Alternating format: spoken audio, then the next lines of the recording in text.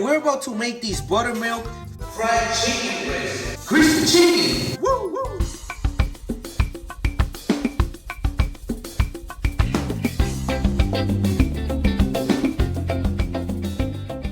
Homemade buttermilk, 1 cup A2 half and half, 1 tablespoon vinegar, or lemon if you prefer. We added 1 teaspoon of cayenne pepper and 1 teaspoon of mustard powder.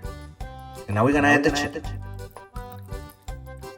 Let it sit there for at least 4 hours. We have here a mix of cassava flour and tapioca flour with 1 teaspoon salt, black pepper, and garlic, and a pinch of onion powder and parsley. Oof. And then we're taking these buttermilk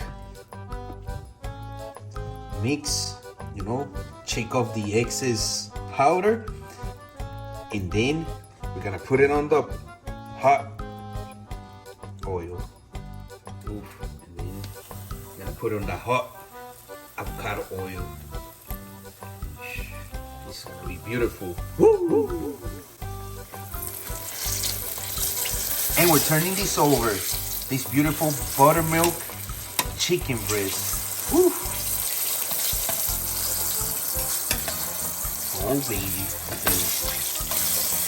Oh. And we got these buttermilk chicken breasts. You could use these for sandwiches. You could use these with some chips on the side. Well, the donuts in this case. You could use it with sweet potatoes. You could use it with anything. Alright?